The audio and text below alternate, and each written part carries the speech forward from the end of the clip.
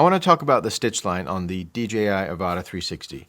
Now, just like any other 360-degree camera, there are two sensors and they capture overlapping data which need to be stitched together, and that creates a stitch line. DJI has recommended that we keep at least 2 meters away from a subject that we're recording to avoid any stitch line issues. Sometimes you can go closer depending on what you're recording and how you process the footage in DJI Studio. We did just make a video about flying the Avata 360 indoors where we had a bit of fun with the stitch line and intentionally got too close to the drone. In this video, I'd like to find out when the stitch line becomes an issue and how to get the best results when flying the Avata 360. Quick disclaimer, we did scratch the top lens of our Avata 360, but I don't think this will affect the stitch line tests that we're going to be doing. This was due to a crash that I'm getting flashbacks to right now. Ooh! Oh! Okay. That was on the concrete. Yeah, that was painful to watch. Anyway, let's start with some outdoor examples. Generally, we're not flying too close to anything that the stitch line becomes an issue, but when the drone makes quick movements, for example, sudden accelerating or braking, there is a sort of wave of distortion that moves across the field of view. In the desktop software, DJI Studio, there is a setting called Reduce Color Jump that helps a little bit, but at least in this example, it doesn't get rid of the visible bump. So there is that issue with the stitch line, but if you keep the drone's movements gradual, it shouldn't be a problem. Also, if you go into the settings on the RC, under camera, you'll see a panorama stitching calibration option, which apparently can help if you're having issues, so keep that in mind. But on the occasions that we did fly close to objects outdoors, like here in this forest, I wanted to try a few different options in DJI Studio for correcting the stitch line. Here's our current version of DJI Studio. We have optical flow stitching, as well as high precision smart stitching. Each one of these also has the added option of stitching correction. You can see all the shots side by side and decide which looks best to you. There is one wobbly moment where the high precision smart stitching did a better job, at least I thought so. Also, this particular recording actually failed the stitching correction. I think that's because the objects are too close, but it's a little inconsistent as to when it fails and when it succeeds. It also failed in this shot where the fence was just a couple feet away from the drone. Again, high precision smart stitching seems to look better here. In some cases, no matter how far away the drone is from the subject, the stitch line in the video is completely unusable unless you flip the toggle for stitch line correction. I don't know why some recordings come out like this, but it's good to know that it can be fixed after the fact. Now keep in mind that anything that's above or below the drone, and therefore the stitch line, shouldn't be affected depending on the angle and the speed of the Avata 360. So you can use that to your advantage when flying closer to things, for example, indoors. Here's a very intentional, difficult shot where I'm pretending to smash a Dr. Pepper can into the stitch line.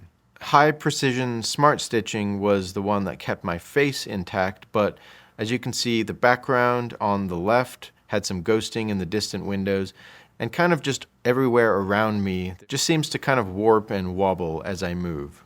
Optical flow did better in the background, I thought. It still has some issues, but as you can see, that was actually worse for my face in the foreground.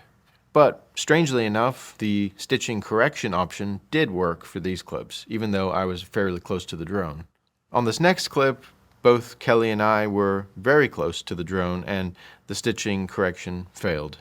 The live view that is shown on the RC2 or the goggles while flying actually looks different than it will after processing. It's honestly funnier watching it live or on the screen recording from the RC2 than it is after processing. So keeping in mind DJI's recommended 2-meter distance, I wanted to do a test where the drone is in the same spot but has these printed X's at different distances. And I chose the letter X because of the diagonal lines, which should clearly show when the stitch line has some issues. The middle distance is 2 meters or 6.5 feet away, which is DJI's recommended minimum distance. For these tests, unfortunately, the stitching correction option did not work in DJI Studio.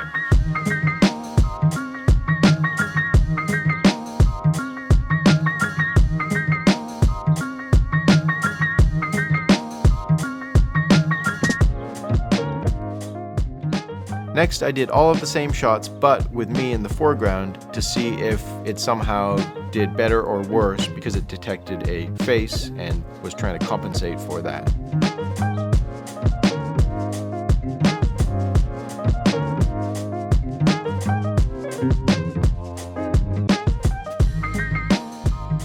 I was also curious to do the same shots with the Osmo 360, just to see if it's any better than the Avata 360, and you can see those results right here.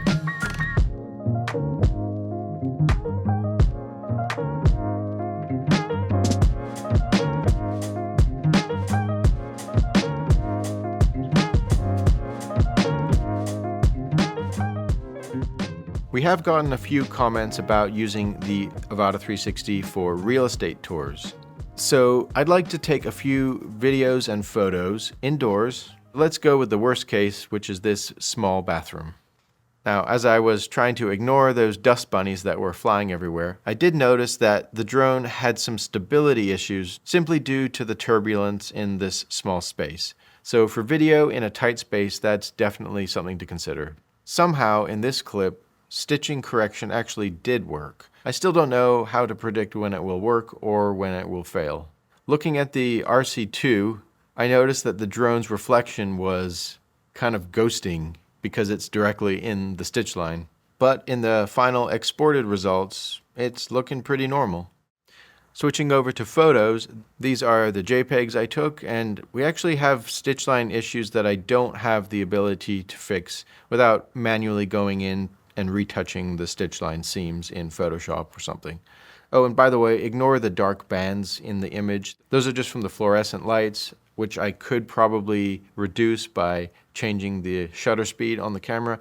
I was just shooting in auto for these examples. This drone actually takes raw images as well, which capture 2 DNG files, 1 image for each lens, rather than combining them like in the JPEGs into an equirectangular image.